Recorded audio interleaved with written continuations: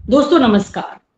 देश भर की निगाहें जंतर मंतर पर टिकी है कि अब यहां से छात्र आंदोलन आगे कहां जाएगा, क्योंकि जिस तरह से कल रात में घटनाक्रम हुए हैं, पहले आधी रात को प्रधानमंत्री जी का एक वीडियो मैसेज आता है, एक पोस्ट आती है जिसमें वो कहते हैं कि वो फास्ट ट्रैक कोर्ट के द्वारा जो पेपर लीक मामले हैं उनमें जितने भी दोषी हैं उन्हें जल्द से जल्द सजा दिलवाएंगे, उनके साथ पूरा न्याय होगा, कैबिनेट में इस मुद्दे को लाएंगे और बाद में इसको लेकर एक कानून भी बनाया जाएगा। लेकिन उनके इस पूरे वीडियो में कहीं भी धर्मेंद्र प्रधान शिक्षा मंत्री या उनके इस्तीफे का कोई जिक्र नहीं था, जो कि पहली मांग थी छात्रों की।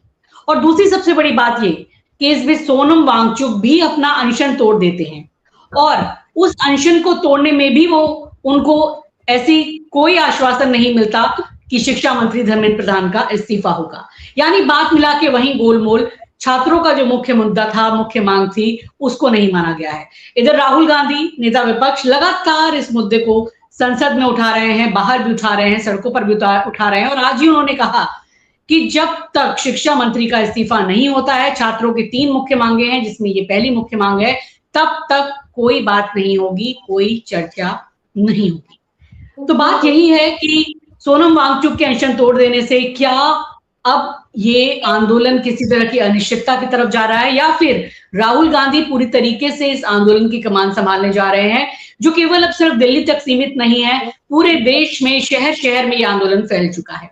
इसी पर आज हम बातचीत करेंगे। हमारे साथ 2 खास मेहमान हैं।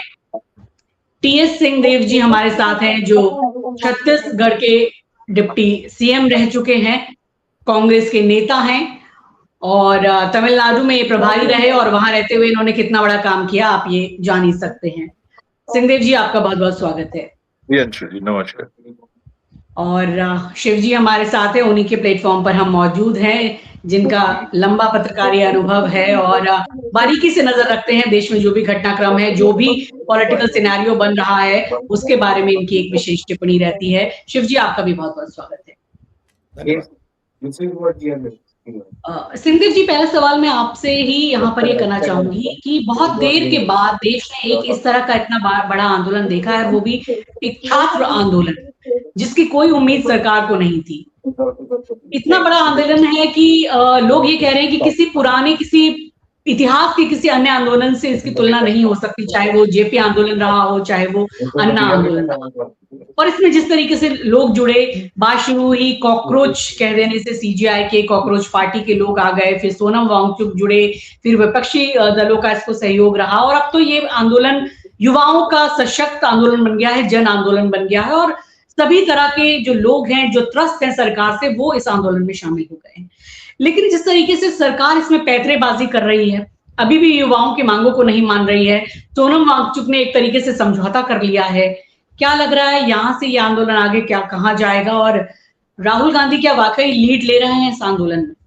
जी अंशु जी, मुझे लगता है कि ये सारी परिस्थिति जो छात्रों के मन में कई वर्षों से रही, एक फ्रस्ट्रेशन कहिए, नौकरियों की बात, पढ़ाई के स्तर की बात, पेपर लीक्स भी उसमें जुड़ जाते हैं, निरंतर पेपर लीक्स होते रहे, कहीं ट्रेनों से बड़ी संख्या में लोग जा रहे हैं और रास्ते में पता चलता है कि नहीं, वो इंटरव्यू कैंसिल हो गया, कहीं कोई बात। ये सालों का जो फ्रस्ट्रेशन था, ये उनके अपमान से बहुत मुखर रूप से सामने आ गया। अपमान जब सुप्रीम कोर्ट के चीफ जस्टिस साहब ने कॉकरोच कह के एक संज्ञा दी, जिसमें युवा भी शामिल थे, और ये कह दिया कि ये ऐसे युवा या तो पत्रकार बन जाते हैं या पॉडकास्टर बन जाते हैं या अन्य माध्यमों से अपनी अभिव्यक्ति करने लगते हैं, तो वो जो एक तरह से दबी हुई बातें थी युवाओं के मन में, वो फूट पड़ी। और इस आंदोलन के रूप में जब एक युवा ने कॉकरोच जनता पार्टी के नाम से एक चैनल तो नहीं कहेंगे पर एक प्लेटफॉर्म लॉन्च किया, तो बहुत कम समय में, ऐसा मैंने पहले कभी नहीं सुना कि बहुत कम समय में 2 करोड़ करीब लोग उससे जुड़ गए। ये नहीं कि वो किसी सदस्यता ले रहे थे, ये नहीं कि वो किसी के पीछे खड़े हो रहे थे, ये नहीं कि कोई और उनका कमिटमेंट था।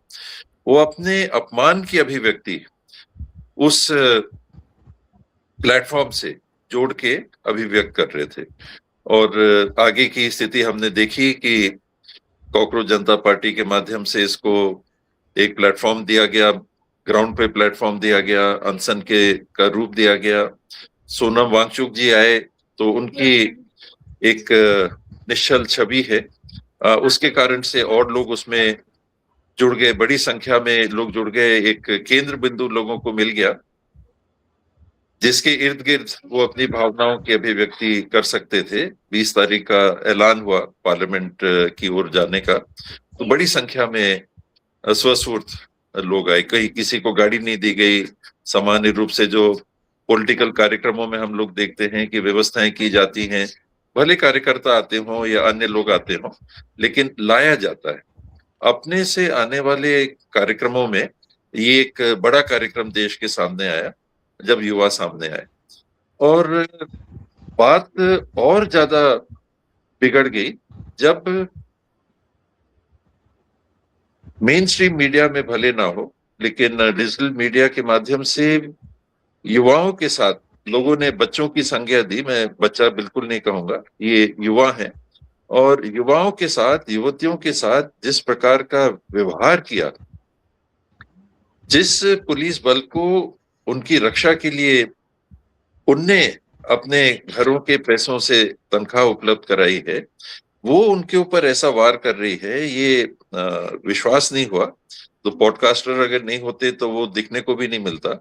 एक बच्ची को माथे से, सिर से खून बह रहा है, उसको एक व्यक्ति लेके जा रहे हैं। महिलाओं के साथ गुप्तांग में की ओर वार किया जा रहा है। लड़के खड़े होके कह रहे हैं मारो मारो, अच्छा मारोगे मेरे को, मारो।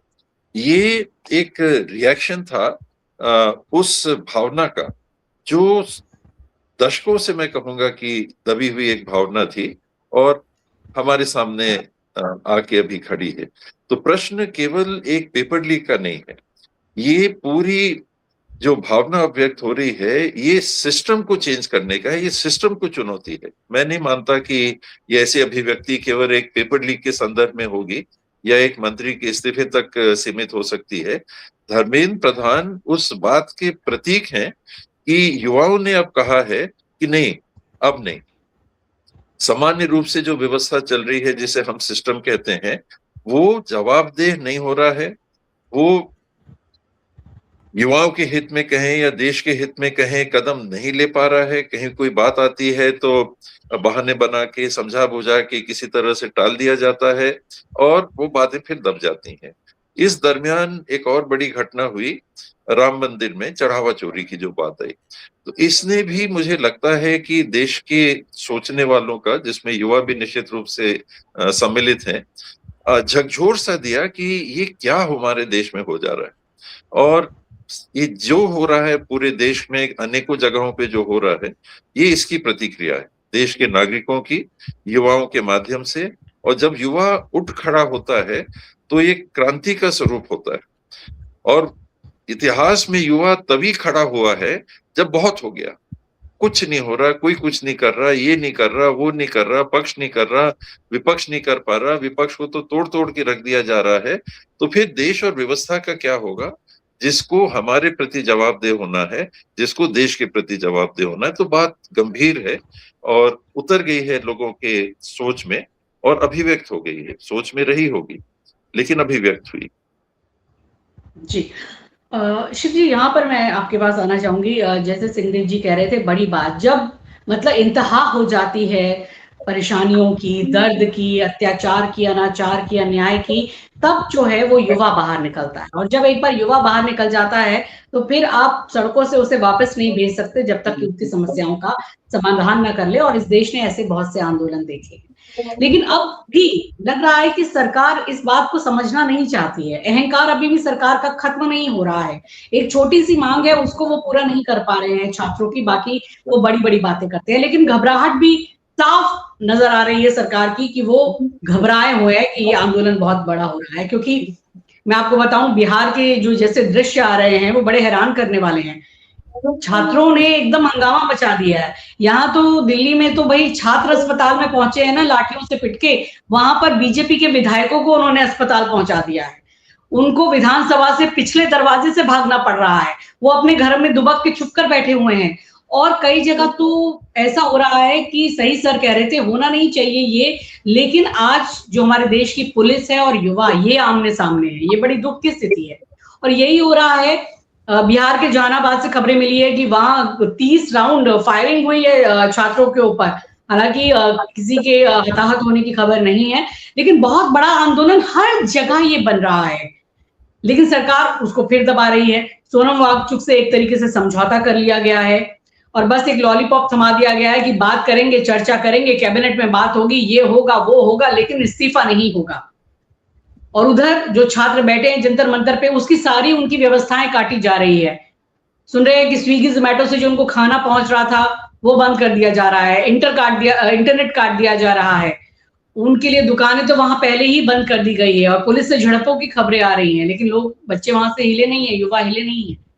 क्या लग रहा है कि ये दमन आगे बढ़ेगा? मतलब ये सरकार मतलब अभी भी टकराव ही लेने के मूड में है, घबराहट भले है, लेकिन इस्तीफा नहीं लेंगे। इस दंभ के पीछे की साइकोलॉजी क्या है और अब ये आंदोलन का मूड आप क्या देख रहे हैं? सिंहदेव सर का बहुत बहुत स्वागत और आपको भी धन्यवाद। बात यह नहीं है अंशु जी, कल हम खुद 5 घंटे जंतर मंतर रहे, तो वहां जो अंतर मन की आवाज है वो बहुत तीव्र है। वो गाना नहीं है कि जब दर्द जब हद से गुजर जाता है तो हम गा लेते हैं। प्रधानमंत्री जी ने वही रात गाना गाया 12 बजे कि जब दर्द हद से गुजर गया, तो उन्होंने गाना गा दिया आके। और एक गाना और है कि हुजूर आते आते बहुत देर करते। अब बहुत देर हो चुकी है। पहले ये जंतर मंतर तक सिमटा था, अब प्रत्येक गांव तक जा रहा है। और इसकी परिणति अगर आप देखोगे तो ऐसे ही एक अन्ना आंदोलन ने ये छवि यूपीए 2 सरकार की गांव गांव तक पहुंचा दी, जिसे बीजेपी ने एक भ्रष्टाचार का आवरण बता दिया। और उससे कांग्रेस बची नहीं। सर शायद समझ रहे होंगे मेरी बात को कि वो बची नहीं, और कांग्रेस को साबित करने में 3-4 वर्ष लगे और मोदी की सरकार में वो सभी भ्रष्टाचार से आरोप से बरी हो गई। जनता को नहीं पता लगा कि कांग्रेस पर भ्रष्टाचार झूठा लगा था। लेकिन इस बार बात युवाओं की थी, तो युवा उखड़ गया। और उखड़ा युवा जब 20 तारीख को जो दृश्य आए लाठीचार्ज के, बेटियों के कपड़े फाड़े गए, जो अखिलेश यादव ने, राहुल गांधी ने संसद में कहा कि आपको लाइसेंस दे दिया बेटियों के कपड़े फाड़ने के, उस दिन के बाद प्रत्येक नागरिक में जोश आ गया कि भैया हमने सरकार चुनी है या अपने बेटियों की बेइज्जती कराने की सरकार चुनी है। अंशु जी, मैं नहीं बयां कर सकता जो स्लोगन लेके वहां बच्चियां खड़ी हैं। मुझे शर्म आ रही है बताने में और पढ़ने में। मेरा सिर शर्म से झुक गया।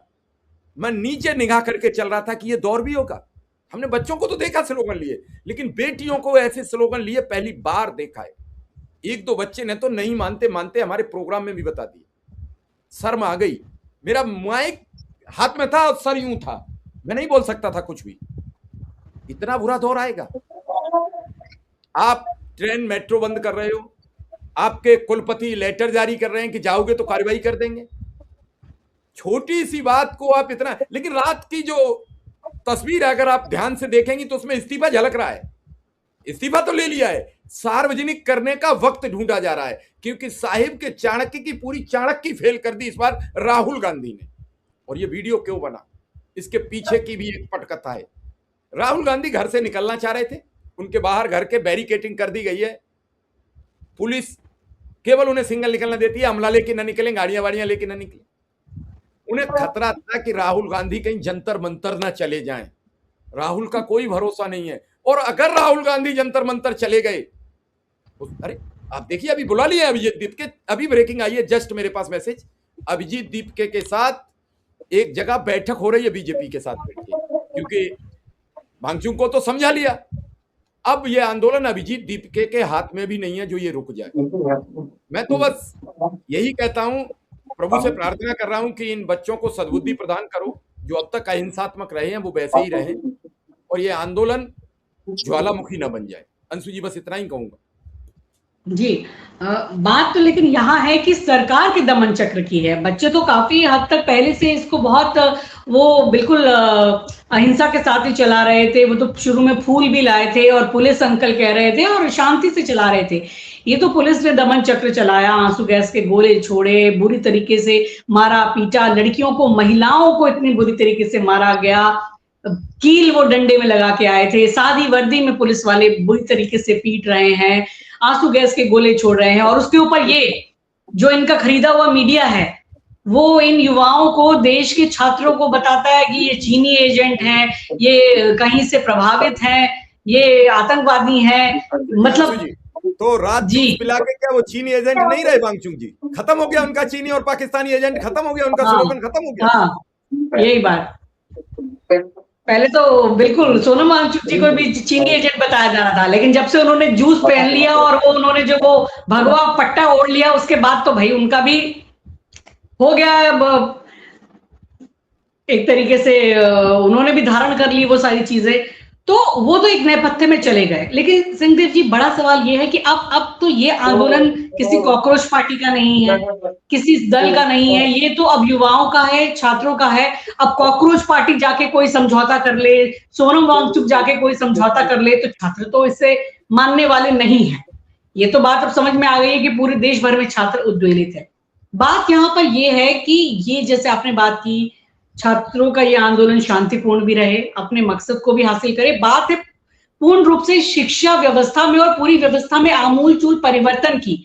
जो ये सरकार हर कदम पे भ्रष्टाचार कर रही है, वोट चोरी कर रही है, शिक्षा की चोरी कर रही है, यहाँ तक कि मंदिर में चढ़ावे की चोरी कर रही है, सांसदों, विधायकों की खरीद फरोख्त चल रही है, मतलब भ्रष्टाचार चरम पर है।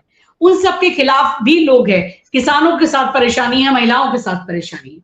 बात यह है कि ये इतना वृहद आंदोलन बन गया है, कहीं ये दिशा ना भटक जाए, कहीं सरकार इसमें षड्यंत्र से इसमें तोड़फोड़ ना करे, जो कि कोशिश की जा रही है। शिव जी बता रहे हैं कि कॉकरोच पार्टी के लोगों को बुला लिया गया है, उनकी क्रेडिबिलिटी पे अभी बहुत ज्यादा लोगों को विश्वास नहीं है। इंटरव्यू तो उनपे विश्वास करना बहुत मुश्किल है। तो क्या लगता है ऐसे में जो संगठित विपक्ष है और जिसमें खास तौर पर राहुल गांधी जी की एक बड़ी भूमिका है, इसलिए क्योंकि वो शुरू से छात्रों के मुद्दों को उठा रहे हैं, इस आंदोलन को सही दिशा में ले जाना अब उनके कंधों पर एक बड़ा बोझ है कि ये आंदोलन अपने सही मकाम पर पहुंचे। क्या होना चाहिए आगे, आप क्या कहेंगे? प्रजातंत्र की सफलता बहुत हद तक निर्भर करती है एक जागरूक पब्लिक ओपिनियन के दबाव से, चाहे वो मीडिया के माध्यम से अभिव्यक्त हो, चाहे विपक्ष के माध्यम से अभिव्यक्त हो, और चाहे अब युवाओं के अभिव्यक्ति के माध्यम से वो सामने आए।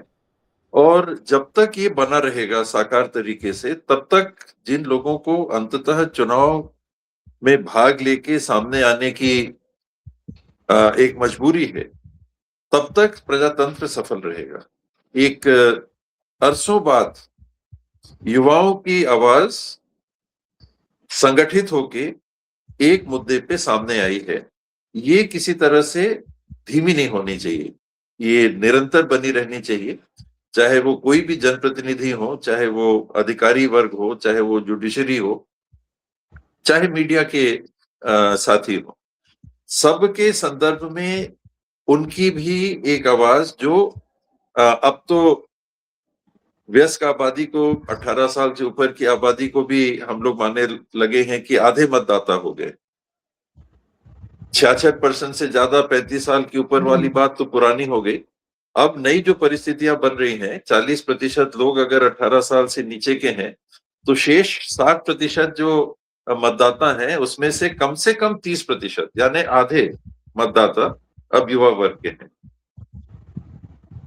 इनके सोचने का तरीका जो मैं महसूस करता रहा, वो एक लिहाज का था कि नहीं ठीक है, कभी बोला कभी नहीं बोला, बोलने की जवाबदारी दूसरी है, हमको तो पढ़ना है, हमको कामकाज देखना है, हमको नौकरी इत्यादि के लिए अपने जीवन को स्थापित करने का काम करना है।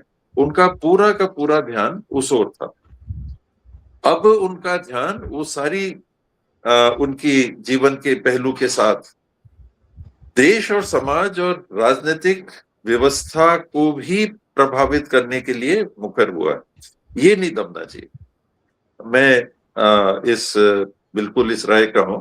हिंसा अगर होती है तो फिर दबाने की बात और फिर वो क्रांति और वो बहुत आगे बातें चली जाती हैं। वो तो आखिरी से आखिरी कदम है। सफल प्रजातंत्र के हिस्सेदार के रूप में युवा जो सामने आए हैं, बस उनका कदम पीछे नहीं होना चाहिए। ये जो अभिव्यक्ति डिजिटल मीडिया में होती रहती है, ये वहां भी होती रहे, उसका असर होता है। देखने सुनने वाले लोग हैं, कहें चाहे नहीं कहें, पदों में बैठे हुए, चाहे वो आईएएस अधिकारी हो, चाहे आईपीएस अधिकारी हो, चाहे वो जुडिशरी हो, चाहे नेता हो, सब देखते हैं और सबके ऊपर उसका प्रभाव पड़ता है। बोलते नहीं है। अब युवा उसके आगे आके सामने आया है और ये जो दबाव बनेगा, मैं समझता हूं कि बहुत सकारात्मक हमारे देश की व्यवस्था के लिए हो सकता है। युवाओं से मेरी तो अपील यही है कि ये एक मुद्दा है, लेकिन निरंतर देश की व्यवस्था को बनाए रखने के लिए अब अपनी आवाज को धीमी मत होने दीजिए। जी, ये बिल्कुल बड़ी बात है कि अब इस आंदोलन को खींचना, इसको मुकाम तक लेके जाना, इसमें विपक्षी दलों की भी बड़ी भूमिका हो सकती है, क्योंकि देखिए भले ही कोई गैर राजनीतिक भी आंदोलन हो, लेकिन अंततः जो राजनीतिक दल हैं उनको इसमें। मेरा एक सवाल है सिंहदेव जी से, मेरा एक सवाल है छोटा सा। जी जी सर, आज राहुल गांधी संसद में पहले लोकसभा अध्यक्ष की भूमिका में जगदम्बिका पाल थे, जो कभी आपके ही साथी रहे हैं, और उन्होंने राहुल जी से कहा कि हम आपको बोलने का मौका देते हैं, राहुल जी बोलिए। तब तक एक कागज आता है अंदर से, मुझे नहीं मालूम उस कागज पर क्या लिखा था, तो उन्होंने कहा इस कागज को पढ़ देते हैं।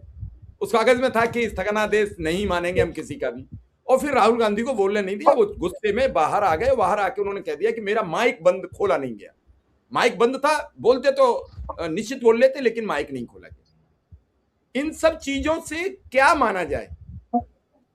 सरकार घबरा भी रही है, ये साबित हो गया आधी रात प्रधानमंत्री के वीडियो से। और बात भी तुम्हारी मानेंगे नहीं, बाहर आके कहेंगे नेता प्रतिपक्ष हम तो सदन चलाना चाहते हैं, वो चलाने नहीं देंगे। तो ये आरोप प्रत्यारोप का दौर क्या आंदोलन से निजात दिला देगा भाजपा को, आरोप प्रत्यारोप से? मैं तो चाहूंगा कि ये जो आंदोलन है, ये इसीलिए मैंने कहा ये आवाज अब धीमी नहीं होनी चाहिए। अगर हमने प्रजातंत्र में इस मुकाम पे पहुंच गए हैं कि पार्लियामेंट में माइक ऑफ कर देंगे, बोलने नहीं देंगे, अपने हिसाब के नियमों को, कानूनों को लाने के लिए राजनीतिक दलों को तोड़ते चले जाएंगे। संविधान में मत का जो अधिकार हमने कहने में कहते हैं कि नहीं, अब राजा कौन बनाता है? मतदाता बनाता है। तो जो मतदाता अपने प्रतिनिधियों को चुनता है, वो अधिकार भी अगर हम खंडित कर देंगे और मतदाता चुन के किसी को भेजे, किसी विचारधारा को भेजे, एन केन प्रकारेण उनको उनका अपहरण कर लिया जाएगा। इस व्यवस्था के, इस षड्यंत्र भरी व्यवस्था को अगर हमको साफ करना है तो उसमें ऐसी आवाज चाहिए। मीडिया में एक माध्यम था, मीडिया के साथ क्या हो रहा है हम लोग देख रहे हैं। मुझे अच्छा नहीं लगता है वो कहना, लेकिन मेन स्ट्रीम मीडिया को मैं तो देखना बंद कर दिया। पिछले साल, 1.5 साल से मैं देखता ही नहीं। अगर पॉडकास्ट उपलब्ध नहीं होता तो मुझे लगता है कम से कम मुझे दूसरे विचार तो उनके संपर्क में आने का मौका ही नहीं लगता, जानकारियां मिलने का माध्यम ही नहीं रह जाता। और चाहे वो जनप्रतिनिधि हो, चाहे मैंने पहले भी कहा कि अधिकारी हो, चाहे वो जुडिशरी हो, इन सबको संदेश तभी जाएगा, नहीं तो क्या है, चल जाएगा। आज कुछ बात है खत्म हो गई, पब्लिक मेमोरी बड़ी शॉर्ट होती है। ये आम बात हो गई है कि आज आई बात खत्म हो जाएगी, हफ्ते 2 हफ्ते, टाइम स्पेन कितना है अब तो नापने लगे हैं। इतने मीडिया में इतने मिनट तक आप बोलोगे तो अटेंशन स्पैन रहता है। एक मुद्दा है सामने आएगा, इतने दिन तक रहेगा, फिर वो धूमिल हो जाएगा। तो ये सारी चीजों के लिए मेन स्ट्रीम मीडिया का जो काम था, अब युवाओं ने भी उसको अपने हाथों में लिया है। ये मत बंद हो, ये मत प्रभावित हो जैसा मीडिया प्रभावित हो गया है, ये मत प्रभावित हो। एक व्यक्ति को आप प्रभावित कर सकते हो, आपने नाम लिए, वांगचुक जी का नाम लिया, उनने निर्णय लिया, अपने विवेक से लिया, मैं उस पर कुछ कहना नहीं चाहता। दीप्ति जी के बारे में आपने कहा कि अभी चर्चाएं बैकडोर की हो रही हैं, भगवा प्रतिनिधि वहां भी पहुंच गए हैं, वो क्या करेंगे, उसमें भी मैं कुछ कहना नहीं चाहता। लेकिन जो आवाज स्वस्फूर्त उठी है, 2 करोड़ से ज्यादा लोग 48 घंटे में अगर एक प्लेटफॉर्म में जुड़ सकते हैं, तो ये किसी के मोटिवेशन से नहीं, अपने से उन्होंने जो अभिव्यक्ति की है, कैटलिस्ट कहीं होगा, कोई ना कोई कारण बना होगा जिस कारण से ये हुआ। कॉकरोच आपको कह दिया, इतना बेइज्जती से संबोधित युवा पीढ़ी को किया गया, सोनम वांगचुक जी आ गए, एक और केंद्र बिंदु आपको मिल गया। ये भले इस प्रकार की बातें सामने आती रहें, लेकिन इन सब के पीछे सोनम वांगचुक बैठ के क्या कर लेते, क्या कर लेते? अगर ये जो लोगों की मन की बात है, अगर ये अभिव्यक्त नहीं होती, तो सोनम वांगचुक जी क्या कर लेते? एक व्यक्ति क्या कर सकता है? कुछ नहीं कर सकता। नाम के होते हैं सब, ये जितने हम आप मतलब जो भी अन्यथा मत लेंगे, ये सब नाम के हैं।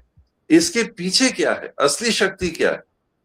वो जन की अभिव्यक्ति है जो दबी हुई, वो मुखर हुई है युवा पीढ़ी के माध्यम से, और बहुत सारे सफेद बाल वाले भी अब उसमें जुड़ना चाह रहे हैं, तो अच्छा है देश के लिए।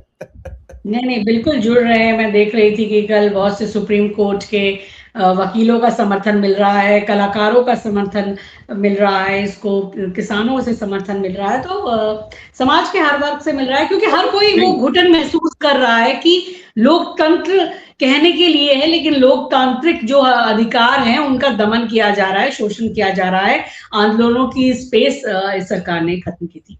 तो चूंकि छत्तीसगढ़ से हैं आप, छत्तीसगढ़ में भी आंदोलन इस वक्त चल रहा है और उसकी भी चर्चा जरूर होनी चाहिए, ये तो चल ही रहा है। तो किस तरह का आंदोलन वहां अब शेप लेता जा रहा है और उसको क्या लग रहा है कि पूरे देश भर में क्या उसका कोई व्यापक असर देख पाएंगे? मैं जिस शहर से आता हूं, तुलनात्मक एक छोटा शहर है, हालांकि कमिश्नरी मुख्यालय है, बहुत ज्यादा आबादी नहीं है, 1.5-2 लाख की आबादी का वो जिला मुख्यालय और कमिश्नरी मुख्यालय है। वहां स्वस्फूर्त युवाओं ने रैली निकाली, अपनी अभिव्यक्ति की। मैं अंबिकापुर की बात बता रहा हूं, छत्तीसगढ़ के उत्तरी छोर में आदिवासी अंचल का एक कस्बा तो नहीं, एक छोटा शहर कह लीजिए, 1.5-2 लाख की आबादी मैंने बताया, आज हो सकता है कि जनगणना में 2 लाख के आसपास पहुंच जाए। वहां के युवाओं ने अपने आप, ये कोई राजनीतिक दल उसके पीछे नहीं दिखा, Congress, Bhajpa, Samajwadi party, Bahujan Samaj party, communist party, ये नहीं दिखी, और युवाओं ने अपने से आके, युवतियां थी, युवा थे, उनने आके अपनी अभिव्यक्ति की। यहाँ एक भरोसा जागता है, यहाँ भरोसा जागता है कि हमारा समाज अभी भी जीवंत है,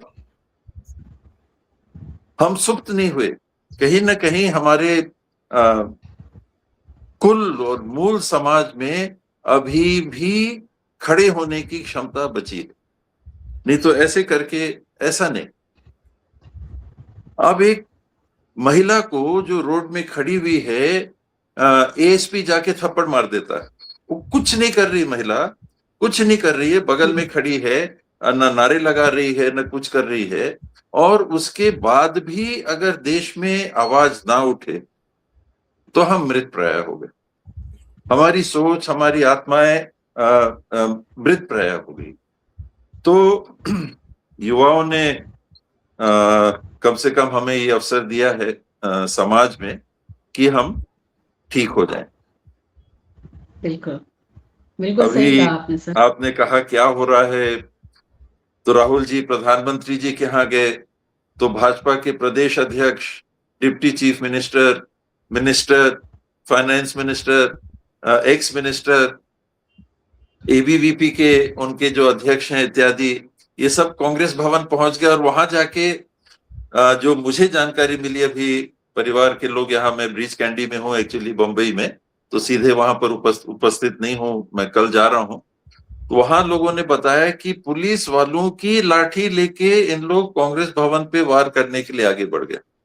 आप सोचिए कि क्या हो रहा है, सिस्टम में क्या हो रहा है कि ये जो जनप्रतिनिधि हैं इनको ये लग रहा है कि हम कुछ भी कर सकते हैं और हमको कुछ नहीं होगा, हमको कुछ नहीं होगा। वो सोच रहे हैं कि पुलिस वालों के हाथ से सत्ता पक्ष के प्रतिनिधि लाठी लेके खींच के उनके हाथ से और कांग्रेस भवन की ओर कूच करते हैं।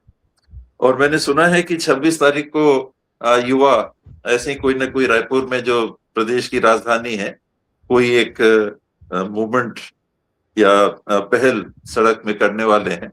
तो देखें क्या स्वरूप लेता है। सब सब जगह हो रहा है, यानी 36 जगह का हम लोगों ने सुना कि देश के बड़े बड़े शहरों में हो रहा है।